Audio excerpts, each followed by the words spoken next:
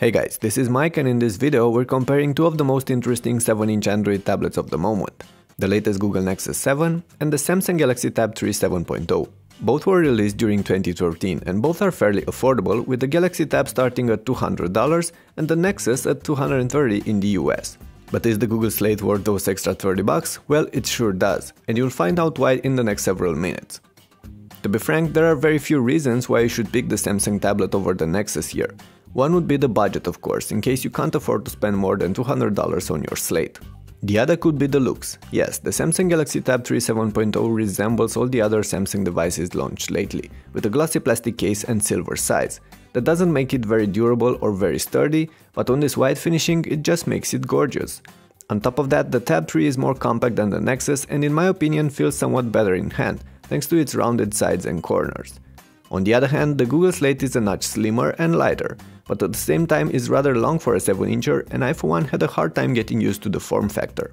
I did however like the matte finishing on the back with a grippy rubbery feel that should prove quite reliable in time.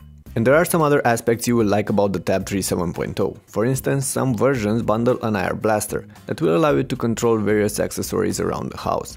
That aside, all tabs can take up to 64GB microSD cards, allowing you to expand your storage space, while on the Nexus you're stuck with the 16 or 32GB you're getting when buying the Slate. And one last final detail that might not matter that much for you though, the cellular version of the Tab supports voice services, so you can use the Slate as a smartphone, something not possible with the Nexus. Unfortunately for Samsung though, none of these are actually to die for features. And when it comes to those, the 2013 Nexus 7 simply outmatches the 2013 Tab. Let's take the screen for instance. Samsung uses a 7-inch TFT panel with 1024x600 pixel resolution on their device, fairly similar with what they've been putting on this line since it was released about 3 years ago. Asus, however, which are the ones who manufactured the new Nexus 7, went for a 7-inch IPS panel with 1920x1080 pixel resolution. That translates in more than 3 times as many pixels, or in other words, much sharper details and fonts. And that's clearly visible with the naked eye no matter how you're going to use these two devices. Besides that, the Nexus paints more vibrant colors, is brighter and offers larger viewing angles. Last but not least, the screen is protected by a sheet of Gorilla Glass on the Nexus 7. So all in all, if the display matters for you, and it should since we're talking about tablets here, the Nexus 7 is the obvious choice between the two. But let's move on to the other do-or-die aspect of a modern tablet, the everyday experience. The hardware and software have their own roles in this, and the Nexus steps in front in both cases. Let's take the hardware. There's a faster processor and more memory on the Google Slate. That, on one side, means that the Nexus is going to demolish the Tab in benchmarks, as you can see here. And on the other, the one that actually matters a lot more, it means that the same Nexus is the snappier device of the two, no matter what you're doing on it, from unlocking the Slate to switching between apps, loading movies and games, or even taking pictures.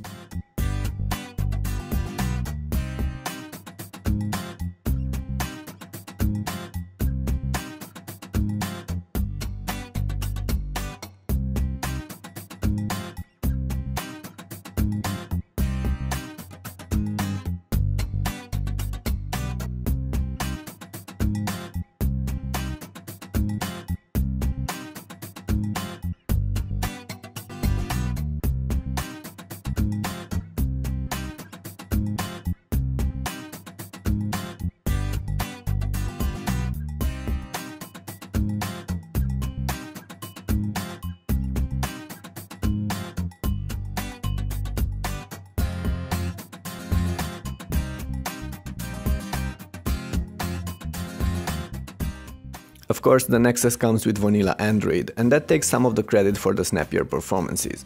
The Galaxy Tab comes with an older Android version, 4.1.2, so it lacks some of the features available on the Google Slate, and the OS is skinned with TouchWiz, Samsung's own UI.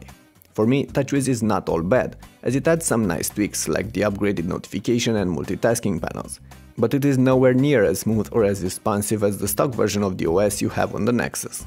At the end of the day though, there are very few things you can do with the Nexus and you cannot with the Galaxy Tab, and we're mostly talking about running certain complex games here that will lag on the Samsung, like GTA Vice City for instance.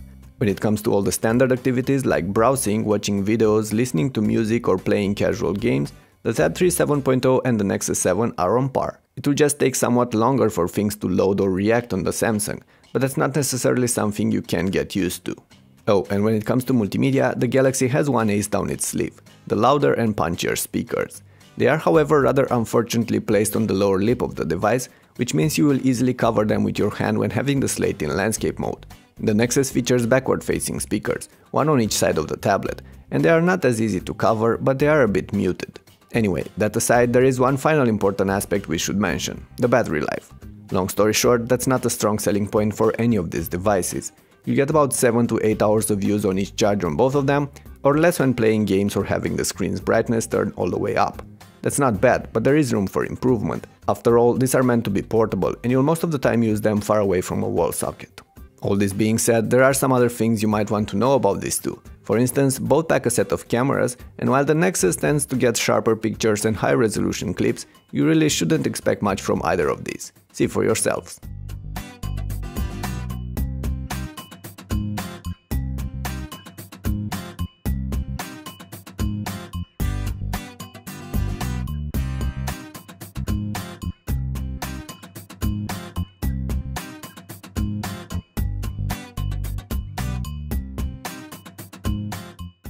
I should also mention the connectivity options, as both offer wireless and Bluetooth, micro USB ports, and both are available in cellular versions as well.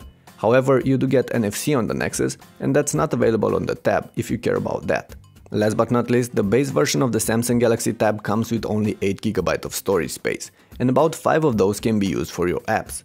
Yes, you can add SD cards, but if you plan on having many games on your slate, that can prove to be an issue, as those cannot be completely installed on a card.